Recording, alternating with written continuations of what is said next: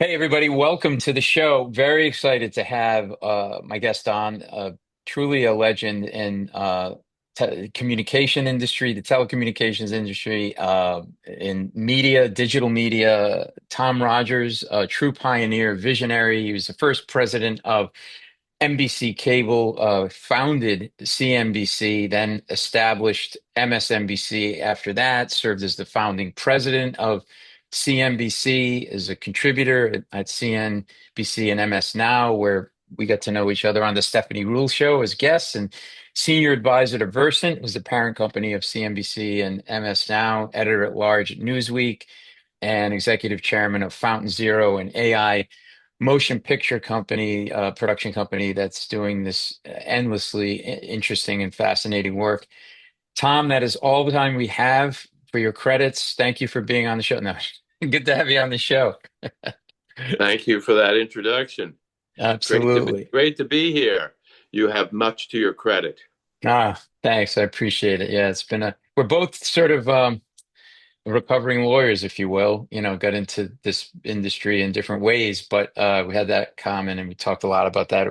We had a lovely lunch recently. But and to be on Stephanie's show with you was really great. I thought we had a great conversation, but I've followed you for a long time, and people really should know, if they don't know, how the ripple effects of the work that you've done that have affected them and they don't. I mean, just by way of background, and we could start with, when you were senior counsel to the House Telecommunications Subcommittee and were one of the key architects behind the 1984 Cable Communications Act, and you played a central role in that, and that was at a point when the industry was sort of needing regulation. Talk a little bit about where cable was, what it was then versus what it became, and the importance of that act, and sort of the stories that you told relate to me about just sort of the negotiations and how those went on.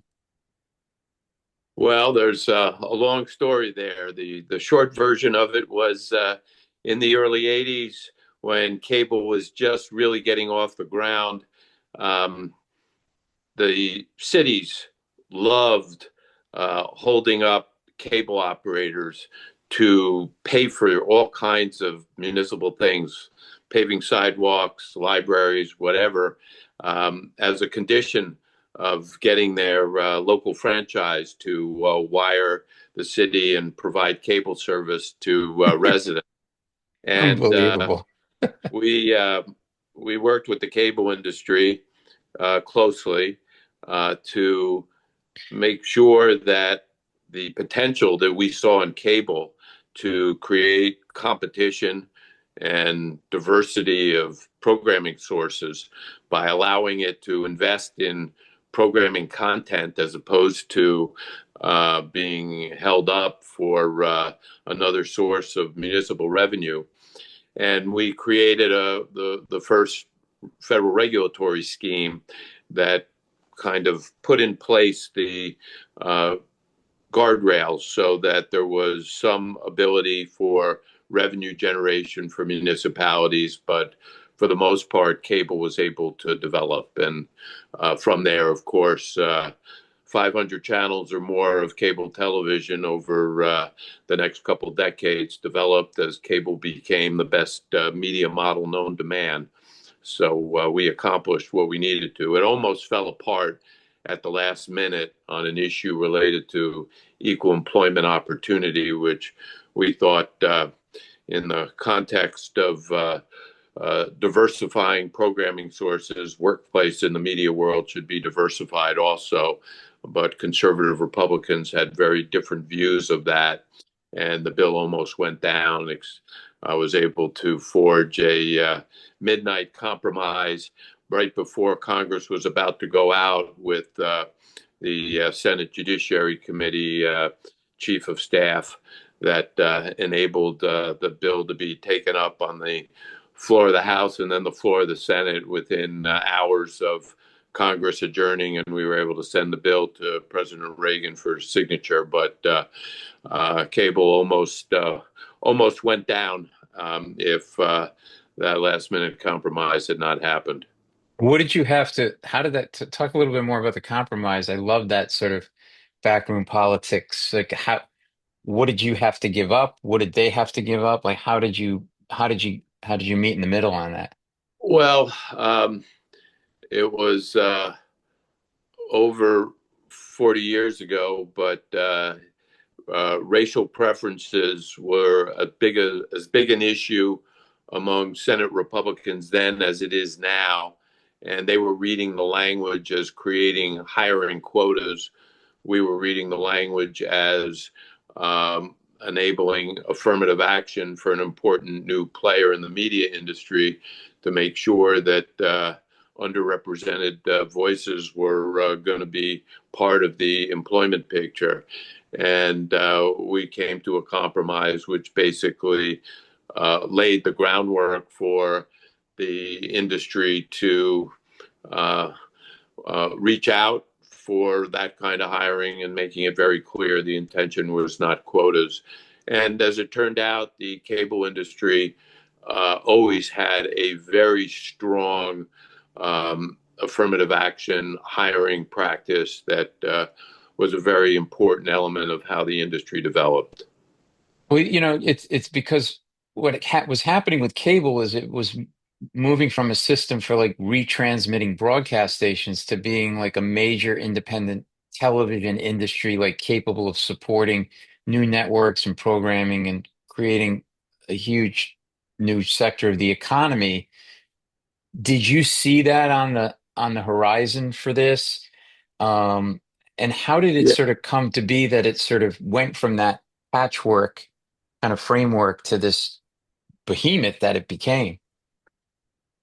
Well, patchwork is a good word because we did have a patchwork of local and state regulation, which was clearly inhibiting the growth. And we saw the potential because Ted Turner had already started CNN, and some of the other older cable channels had begun, and we could see the potential that if more of the cable operators' revenue could be poured back into programming, that we could really proliferate and expand the number of programming sources there were, not the least of which was news. Remember, news at the time, other than Turner just having begun CNN, was basically a function of three broadcast television networks and their news divisions, which basically had outlets of a half hour of evening news and a few hours of morning news. And we thought news could be expanded dramatically. And with that, the number of points of view that people were exposed to increased dramatically. So I think you were telling me at lunch, like sort of the broadcast networks, were they not taking cable seriously, and that you were trying to warn the networks that cable was coming and this was something that they should be on board with? And then there was also something about Amazon and Netflix and wanting the cable people to sort of bring them into the fold, but they kind Oh of well, poo-pooed it. Amazon, Like, Amazon and Netflix were many years later. right. Uh, the cable side of the equation was certainly very political at the time, with broadcasters very much not wanting cable to expand and become more prominent. And within the company I operated, having been hired as the first president of NBC Cable, there was a lot of internal tension with broadcasters not understanding why GE owned NBC at the time. Why was it tolerating the funding of losses on cable, where broadcast, which was in the heyday of its power as a programming medium, why was GE not investing all that money into movies of the week and more broadcast programming instead of trying to grow small cable channels? And it took a while to convert broadcasters to the understanding that cable was going to become a more and more powerful medium. And the fact that it didn't just rely on advertising, but had this other very important source of revenue, which was payments from cable operators in the form of subscription fees that enabled these new cable channels to have two major sources of revenue, and with that, to reinvest in their programming and grow in prominence. But ultimately, all the broadcast networks became the biggest cable program owners as well.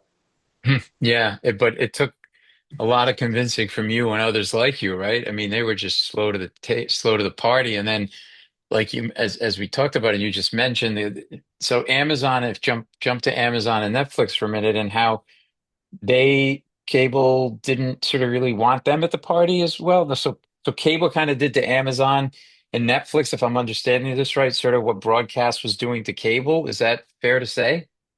Yeah, that's pretty close. That as streaming developed, um, I was the CEO of TiVo, and we were the only ones at the time that had an ability to not only deliver linear channels that allowed people to record them and then watch them when they wanted to, really beginning broad-based on-demand viewing, which has become the accepted norm now with streaming.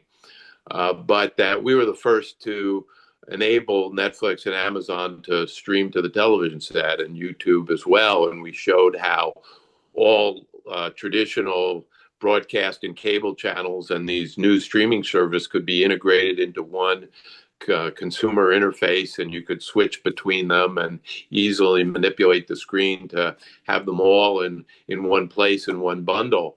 And since we viewed ourselves as very friendly at TiVo to the cable industry, we were evangelizing, hey, cable operators, here's a way to really make sure that this new form of programming, streaming, doesn't develop outside of your bundle, but instead develop as part of your bundle. And we showed them how universal search, so you could search across cable channels and the broadcast channels they were delivering, and at the same time, Netflix and Amazon, and how all that could be a single consumer experience that they could own and control and grow with. But as the then CEO of Time Warner, Jeff Bewkes, who was a friend and somebody who I admired in many things he did. Unfortunately, how he characterized the streamers was the way the industry saw them. He said, why should we help the Albanian army do anything? These guys are fledgling nothings. And of course, that turned out to be a very, very wrong judgment. And despite the fact that we evangelized throughout the cable industry that they should take this and bring them inside the fold, and we were working with Reed Hastings and Netflix at the time, and they would have loved that boost from the cable industry. Hmm. Unfortunately, the cable industry totally misread the development of the marketplace, and cord cutting is what followed, and they ended up with a highly diminished video service relative to what they had.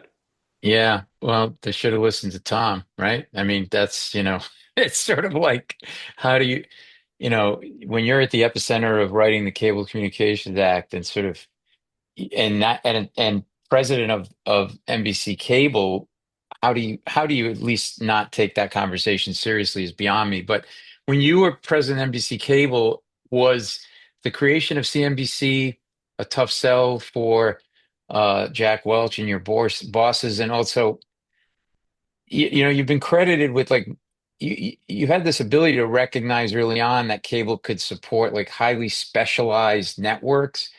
So what did you see like in the economics, audience viewing habits that told you that there could be this sort of niche uh, networks, these niche networks, if you will, and it would be supported, by a vast audience? What was there for you? Well, it was the power of niche, and how niche under this new model of both advertising and cable subscription fees could create very powerful uh, economics, even for services that didn't drive a lot of viewership in the scheme of what broadcast networks were traditionally delivering. I remember sitting down with Brandon Tartikoff, who was the ultimate head of broadcast entertainment division. He was president of NBC Entertainment at Must See TV Thursdays, and was all about how do you drive mass programming. And I remember sitting down with him and saying, look, Brandon, the cable model is very different. Our goal at CNBC is to make sure that 99.7% of the television audience is never watching CNBC at any given time. And he thought that was an absurd statement. And I said, but you got to understand, Brandon, with a 0.3% rating, what we will be able to do in terms of developing a niche audience, because the value of that audience to certain advertisers, obviously financial services advertisers and people who want to reach high net worth individuals, and the power of the fees that cable operators will pay to have a service that attracts people to that type of content is going to create economics that are very enviable over time. That was a Yeah. very hard thing for people who grew up thinking that the only way television could be profitable was to aggregate the biggest possible audience in the Yeah. television space at any given time. Yeah. Yeah. It's a lot. I mean, when you consider I had uh uh this this view of it all was that, obviously just as a consumer, okay, it's cable. This is an interesting new thing. I liked oh my God, there's just a sports network now. I don't just have to watch my sports at 6 and 11 o'clock and get, and it was an eye opener in terms of a consumer that something like this could even exist. And yet, again, you're getting pushback sort of at the higher levels within your company. But then when you created CNBC in '89, and then what, 7 years later, MSNBC, which is now MS Now, like, what was that experience like creating CNBC? Were there stumbling blocks that you did not anticipate? Obviously, doing something that complicated is going to be, in actuality, harder than you planned. Well, And truth be told, we didn't start out to create CNBC. When hmm, I got to NBC in 1987, um, the stock market crashed uh, shortly thereafter, and Black Monday, which was still the worst one-day drop in the stock market, down 22%. And Ted Turner, uh, actually shortly thereafter, called me up. I knew him from Capitol Hill, from all the cable legislation. Ted was very active on the Hill, and he had gotten himself into some financial difficulty with buying MGM, the movie studio, and leveraging up his company heavily. And that brought in cable operators to his company, effectively having to bail him out. But they were the control owners of his company. And with the stock market crash and the financial pressures he was under, he called me up and said, we could do something. And I looked at that as an opportunity to be accepted by the cable industry, because that was where the cable club was. And that if we were part owners of Turner Broadcasting, that we would be part of the club. And hmm, hmm, over the course of a few months, we put together a deal where NBC was going to own 25% of Turner. And our first step in terms of creating synergy was going to be to combine the foreign bureaus of NBC with CNN International, and we'd be off to the races with a combination. But GE, which had acquired NBC just before that, um, didn't really know the media industry. Jack Welch wanted to meet Ted Turner, and we put the together, and that meeting did not go well at all. There was like two big egos clashing. What was that Well, all? How did that go? Ted was trying to show he could be a subservient corporate citizen in an unusual way, and it did not go well. And Jack came out of the meeting and said, "We got to find our own path." Uh, But I knew, even though we had ambitions to start a news channel, that the cable industry was not going to distribute NBC as a news channel to compete with CNN now that they were owners in that company, and that we yeah, had to find an alternative path.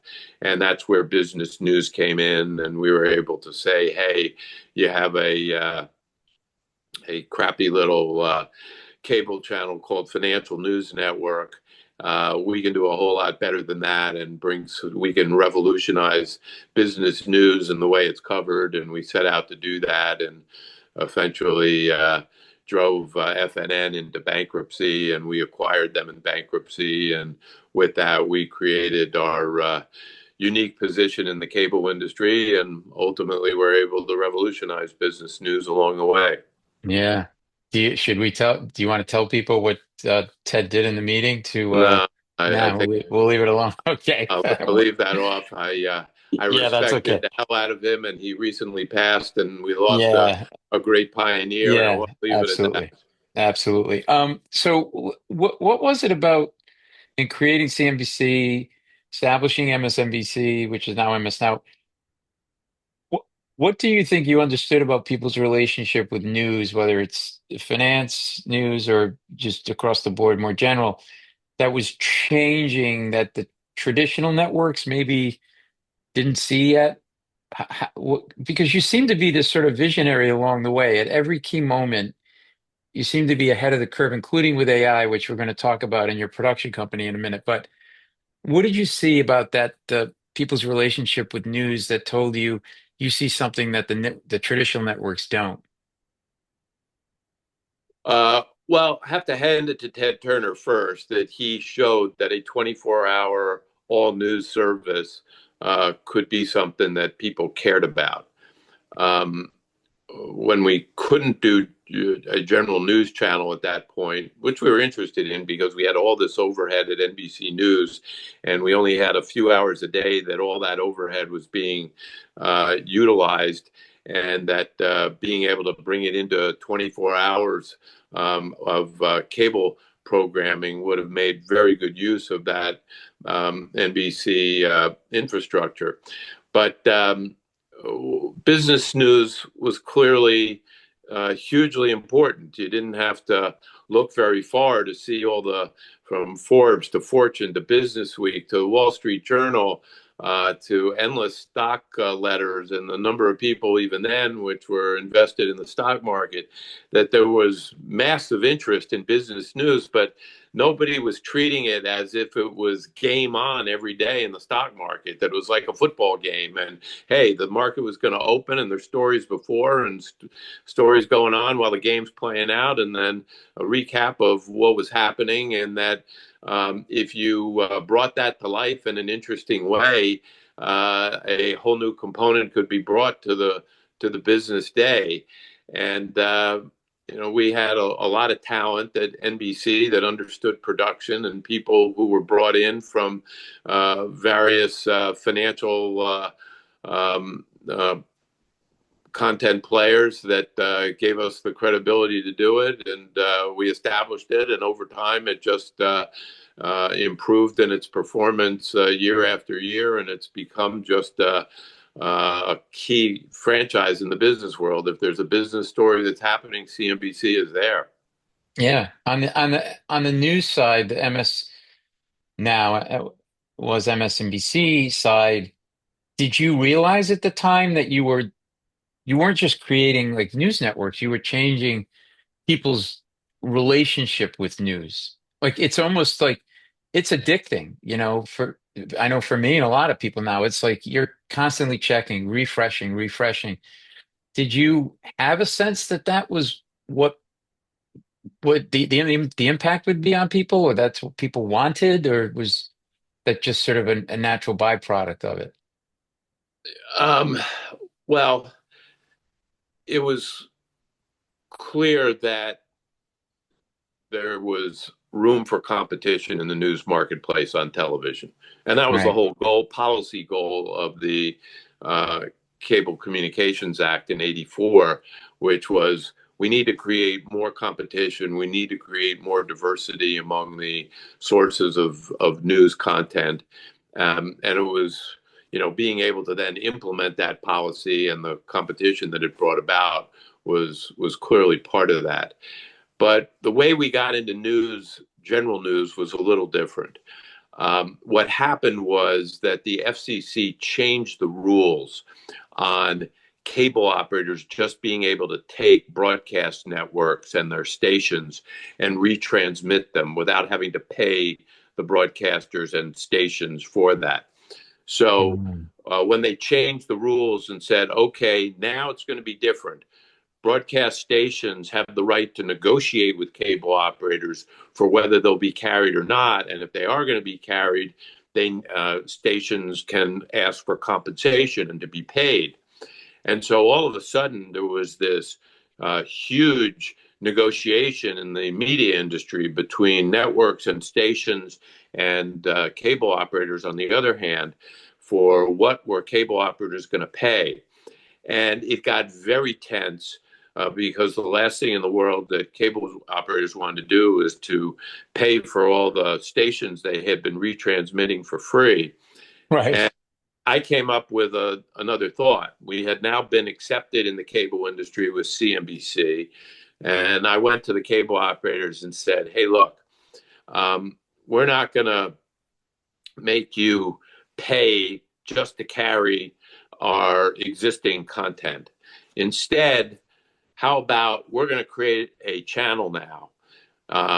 We're not going to call it general news like CNN. We're going to call it America's Talking. And it's going to be about the news, but it's going to be a talk channel about the news. Mm. And you're going to pay us for that. There's new content we're bringing to you.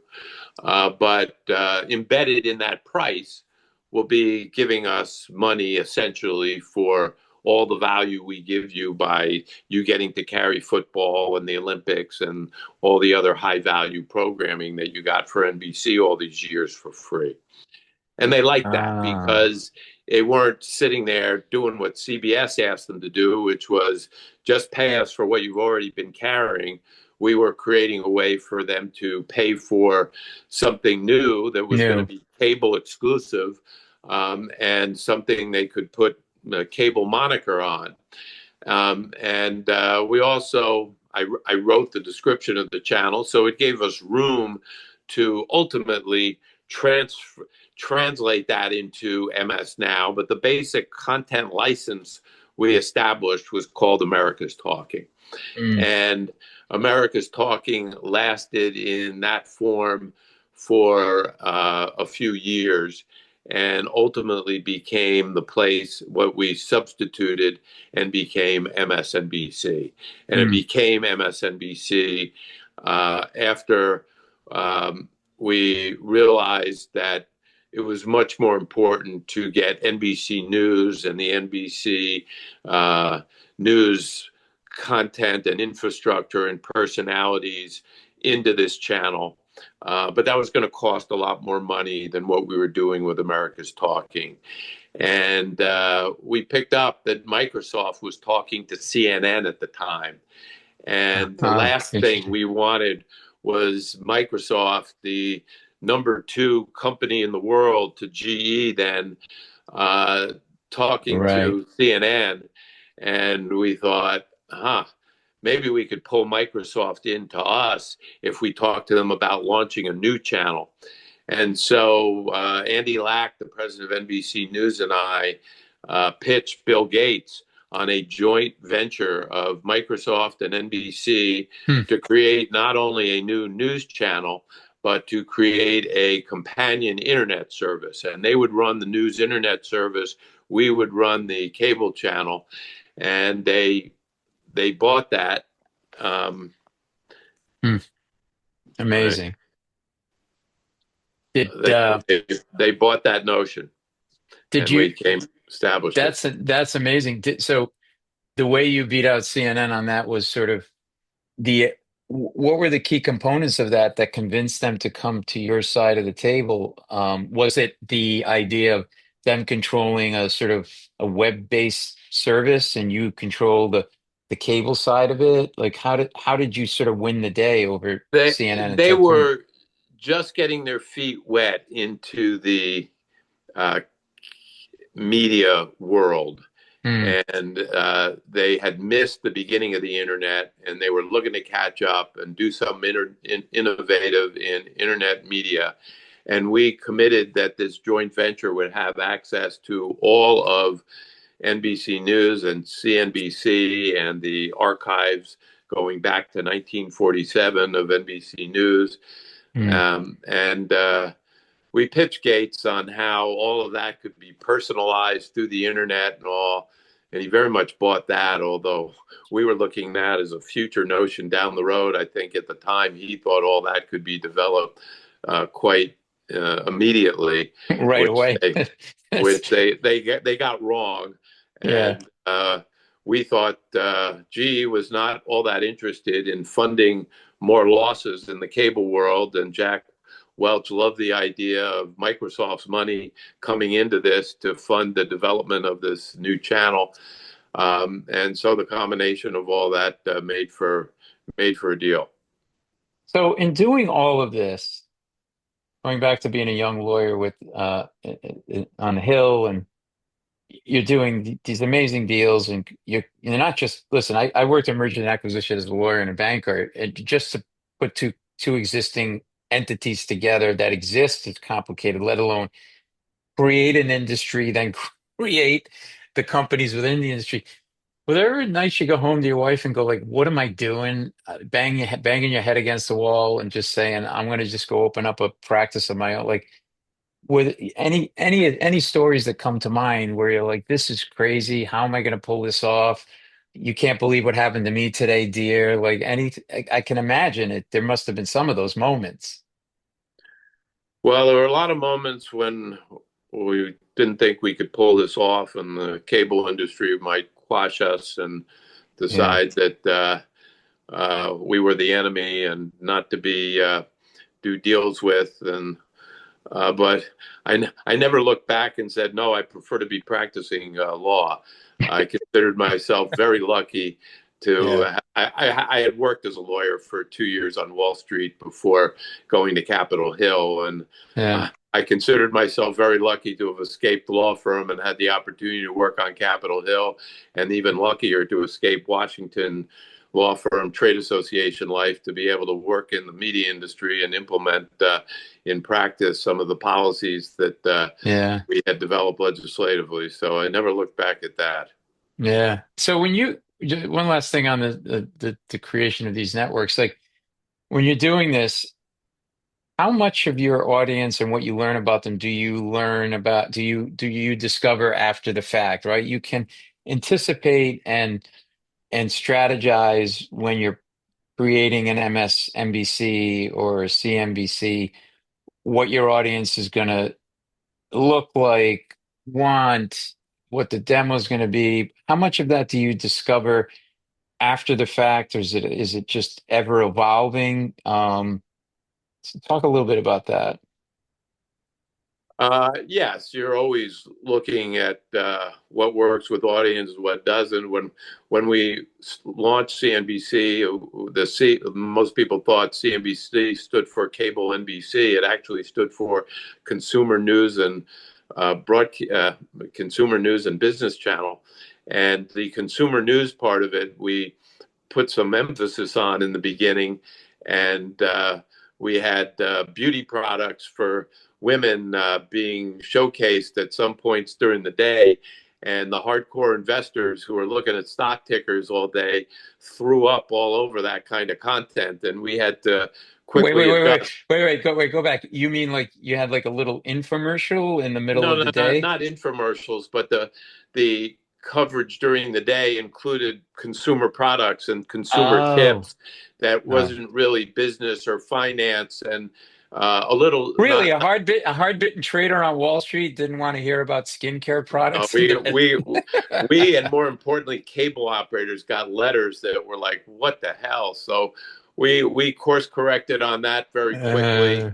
Uh, And one of the difficult things about measurement, and it's only gotten worse, is Nielsen was always terrible at uh, really getting small audience measurement well and really understanding how to go deep into tiny segments of audience and what was working and what was not. So explain that a little bit for our viewers and listeners, meaning Nielsen is good at Nielsen had a very small sample of homes of, at the time, I think it was 20,000. They've increased it to about 40,000 homes.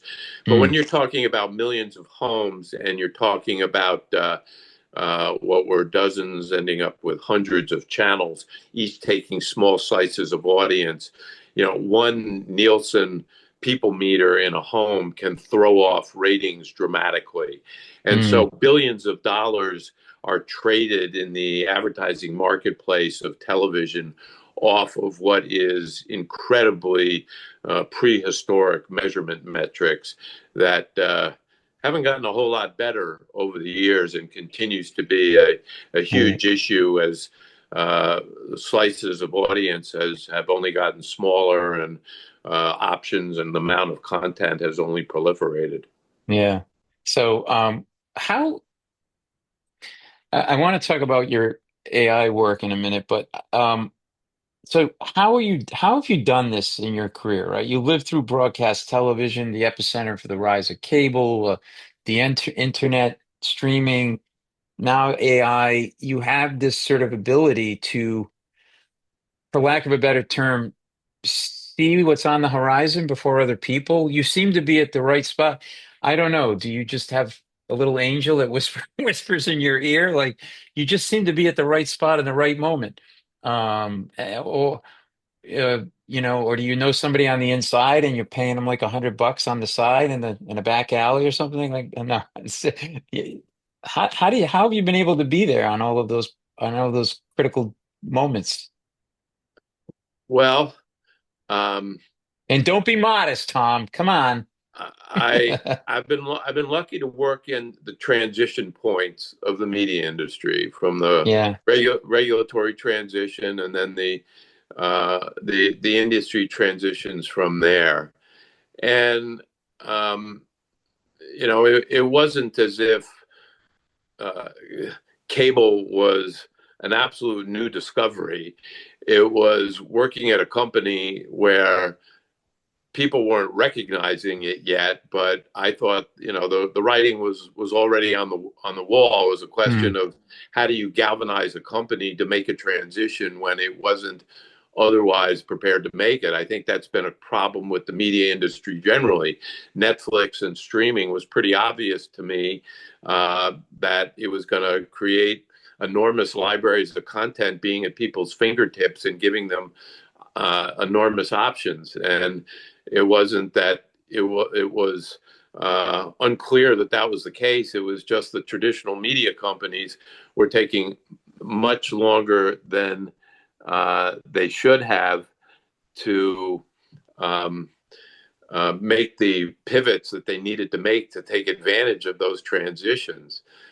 And I think, you know, never confuse being able to see the horizon with a short distance.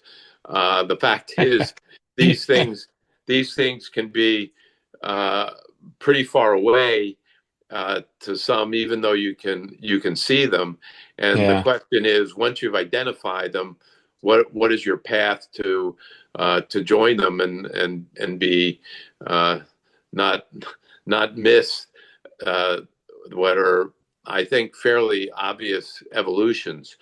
My view has always been that the trends are clear. The problem is incumbents move too slowly, and I've been involved with incumbent media companies my entire career, either running them or working in partnership with them, and they just move too slowly.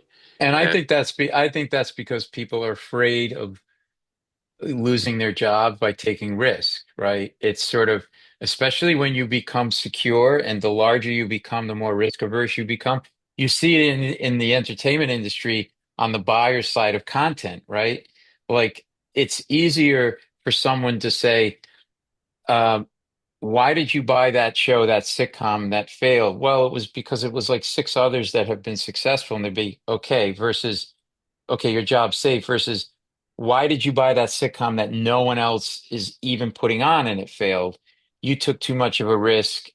And so that I think is always for me personally, and I think a lot of people been sort of some of the knocks on the entertainment industry is the lack of willingness to take creative risk because people need to feed their family and people Yeah. and I think that's the case with executives. I saw it when I was on Wall Street. Once you get big and once you get safe, you get comfortable in a certain suit of clothes, you want to stay in those suit of clothes. Yep. I'd also say um, other parts of the media industry have reacted very differently to change. Um, uh, the music industry got totally run over by digital and the ability to get music online and on your phone. And it totally disrupted the industry. But what emerged from that was Spotify and the other music services where you Yeah, can get every piece of music ever made in the history of mankind, all under right. one roof for one price in your pocket to take with you anywhere to have and personalize your playlist in any way you want. Video did not do that. It remained balkanized. Uh, the companies made transitions to digital, but they didn't ever get run over the way music did, and therefore didn't restructure and reorganize in a way that was as consumer friendly as music has. And so you have multiple services still, and you need to subscribe to each of them. And there's no one interface that allows you to create your one way of seeing what's on at any given time all at once. It's still a very balkanized consumer experience. Mm, And with that, there's a lot of challenge left to making the ultimate consumer experience, but what also leaves the existing players far more vulnerable to the next wave, which we better mm. get to because I'm losing battery here. Ah, uh, the uh, the AI component of this and your company Fount Zero, you've created a fabulous film that's been accepted into festivals now, completely AI generated, called Dreams of Violets, and talk about what you see happening with AI in general and in this industry. Is it the sort of is it the ogre in the room that everybody's saying? Are you worried about it? Do you see it in a more positive light? Talk about the film and how that one came about as well. Um, well, that film came about because I'm executive chairman of a AI company that really isn't involved in media, but we developed some advertising for our company, video advertising, and came out spectacularly and so good. I thought that it looked like something we had taken to a major ad agency creative shop and paid them a couple $1 million to develop it. And with what came out of that, the CEO of our AI company decided, hey, let me take a shot at making a film. If I can develop video at that quality in short form, maybe I can do it in long form. And nobody had really done that yet. Of being able Mm, to create a high quality, full length, um, uh, completely AI generated live action, meaning looking like it was real actors doing it, motion picture. The film he developed, he and his brother are refugees from Iran, were politically persecuted, and uh, decided that they wanted to make a film about the January protests in Iran, where thousands of protesters were killed. And it turned out to be a beautiful, poetic, haunting, unbelievably powerful film. And Tribeca, even though we had missed the deadline for by a couple months of entry for Tribeca, they looked at it and said, "Wow, this is really something we want to put in the festival." It became the first full-length motion picture to be accepted by a major film festival. Our next film, which is riding the wave of Chris Nolan's big release, The Odyssey, is called Odysseus: The Fall, which is another take on Odysseus and his journey. And while our first film was kind of a independent film art house type, Mm. this is very much intended to show what a big budget Hollywood blockbuster type of approach might look like with AI tools that can be. The first film was done for $2,000. This film was done for mid five figures, meaning about 1/5,000th the cost of Chris Huh. Nolan's film. Obviously, his film is getting rave reviews, and we have no expectation people are going to think our film is necessarily of that at that level, but it is an interesting reference point, with one being the highest film, uh, the highest quality film of traditional human production, and one being the highest quality today of Right. AI machine production, both emanating from human creativity, but both produced with very, very, very different cost structures. Give people an opportunity to compare the two, and hopefully give people a sense of what AI quality can look like. It is by no means all slop, even though there's plenty of slop out there. We can create with our proprietary software what we think are the highest end motion pictures. And the actors in both of these films, you're not using likenesses of established actors or whatever. Is that correct?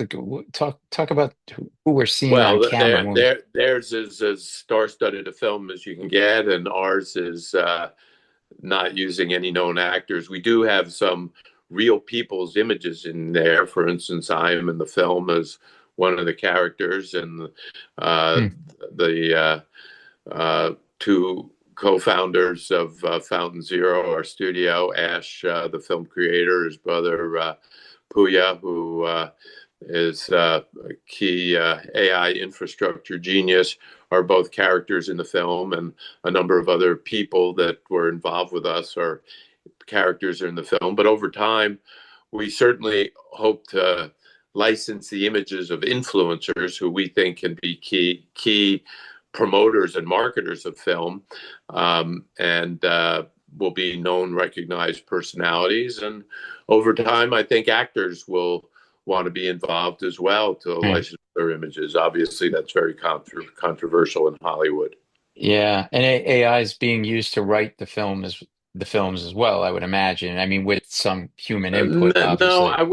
the writing, the creativity is really coming from, in this case, one person. I mean, both films, which is just unbelievable to me, were done by one person.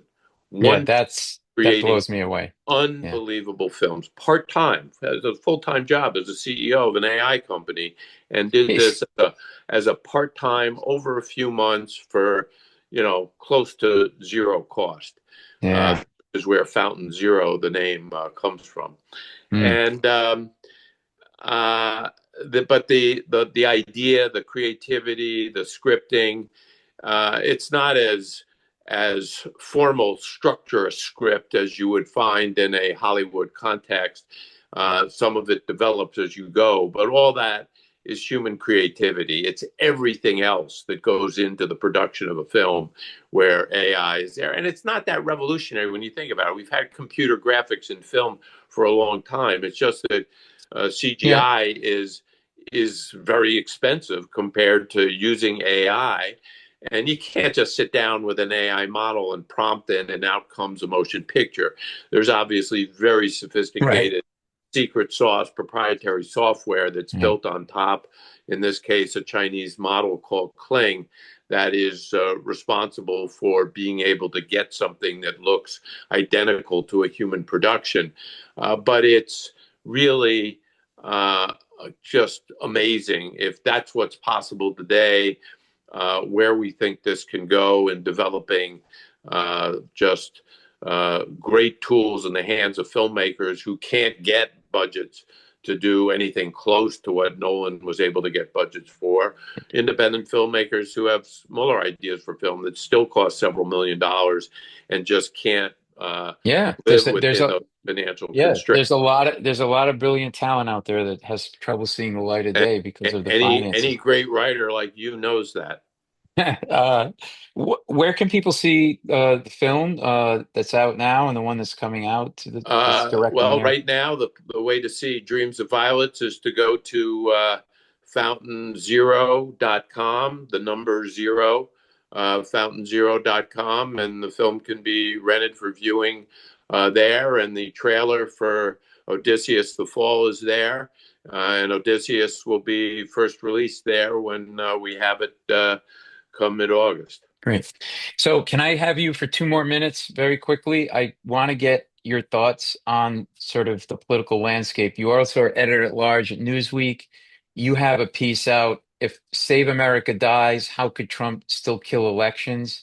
I think it's a really important piece that people should read. It is my biggest concern of what's going on in the political landscape right now. And there's an interesting quote in there. You say, on the other hand, Trump, may well find alternative means to undermine election results in a way that does not require congressional action through actions on the president's part, which he would claim are uniquely part of his executive authority. I think you're referring to PEDS, but explain that thought of yours a little bit to people and what we should be concerned about in the midterms and going beyond that. Well, I'm not sure what I wrote would be considered very mainstream views until uh, about 4 days after. No, I guess it was a couple days after writing this column and discussing it on Morning Joe. Trump gave his primetime address, which made very, very clear that Yeah. he is setting the groundwork for being able to disrupt, and if he loses, Yeah. totally mining the And just let election. me mention to people what you're referring to is this address that was done recently where he laid out a whole bunch of reasons why he won the 2020 election and why it was rigged and what needs to be fixed. So, but yeah, continue. I just wanted to make sure people were following that. I mean, it was a presidential address rant Yeah. about how our elections have not been protected. They have been undermined by foreign actors, that illegal immigrants have been voting and setting the stage to take action for 2026, where he's now begun to talk about a communist threat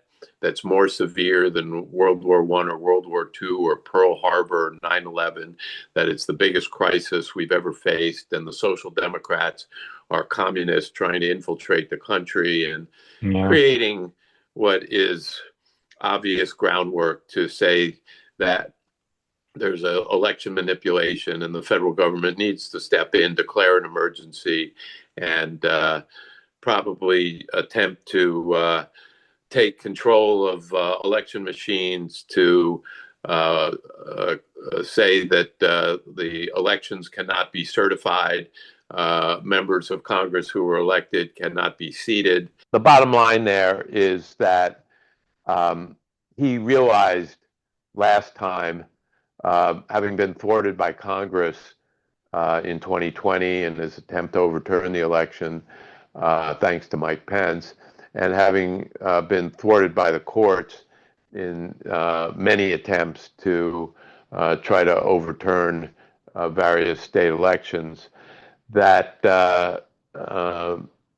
if he's going to be successful this time, he's going to have to avoid the Congress and courts, and that gets really, really scary. There, Mm. and what you referred to as PEDS, I write about as little known uh, prepared documents that every president has had ready to go since the Eisenhower administration, but have never been used. PED stands for Presidential Emergency Action Documents, and they're intended to be immediately signed if some true emergency, like a nuclear attack, and you have the social fabric of the country falling apart, and extraordinary actions need to be taken that involve um, suspending habeas corpus and detaining people without trial and seizing property and all kinds of actions that otherwise would be unlawful and the courts would never stand for. And you've heard Trump talk about, well, I have great emergency powers people don't even know about. And hard to believe he wouldn't be referring to these. And the idea that he could um, claim that the elections need to be investigated and can't be certified, and that creates massive street protests. And he Mm, brings out National Guard or other armed forces or maybe ICE to deal with quelling that, and that creates further violence, which gives him the pretense to declare an emergency and issue these documents, which in his mind might give him the ability to avoid court review of something going on here. It just looks like he's trying to set the stage and create a pretense for something really, really bad. And the only way to protect against that is to get people knowledgeable about it, and not only to have Democrats who are now widely talking about it, which wasn't the case a week ago before his speech, but begin to get local Republican officials all the way up to Republicans in Congress and Senate who have been pretty spineless when it comes to standing up to Trump, declaring beforehand that they are not going to be party to uh, delegitimizing elections, nor are they going to be party to trying to call into question the mm. integrity of the elections. And it's a really serious issue that we all have to take very, very seriously. Absolutely. Just to button up that as well, you mentioned in the article that it's expending a lot of political capital on this front, but my concern is he seems to have an endless supply of political capital. What I didn't see coming is in his second term, I thought, okay, well, people will start to pull away from him because it's the second term and he's done. But that's not happening. It's not happening enough for me or fast enough for me. And so that's a big concern of mine is he just seems to be Teflon when it comes to all of this and has this political capital and then some. And that can go a long way in a bad way for the rest of the country. Well, I think you're absolutely right. I've been amazed that when he was inaugurated, his approval rating was a little underwater. It was 47%. Right. And until the last few days, really, when you look at the Real Clear Politics average approval rating of the various polls, it was only down to about 40%, Mm, meaning he only lost 7% approval with yeah, everything that this administration has done I know. that people don't approve of. And yet they put it all together and say, well, relative to the alternative, I still give him my overall approval. That is really scary relative to what we just talked Yeah. about, Um, because it's going to take Republican officials believing that their own political bases are not going to be supporting Trump when it comes to trying to overturn the elections. And that is an unknown variable right now. Yeah, I don't know what shakes people's confidence in the guy. I mean, we talked about this when we were on Stephanie's show about, and it's obvious, and the story blew up from there about the amount of money that he and his family are making and the crypto deals, etc. But you said talk to the average person about it, their attitude is like, Yeah, that's what politicians do. They've been doing it since, time immemorial. My local mayor would take kickbacks to get roads paved. What's the big deal? And then they move on. So I don't know what it has to be. I guess billions of dollars in crypto profits, et cetera, real estate deals, that doesn't do it. January 20th doesn't do it. I'm sorry, January 6th doesn't do it.